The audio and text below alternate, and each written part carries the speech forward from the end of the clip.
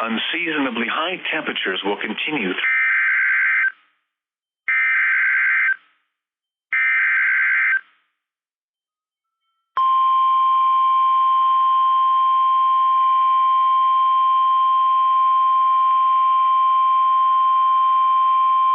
The National Weather Service in Austin, San Antonio has issued a severe thunderstorm warning for southeastern Travis County, northwestern Bastrop County, until 8:30 p.m. Central Daylight Time.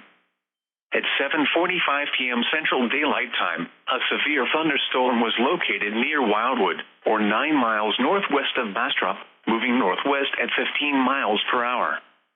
Hazard, 60 miles per hour wind gusts and quarter-size hail. Source, radar indicated. Impact, hail damage to vehicles is expected. Expect wind damage to roofs, siding, and trees.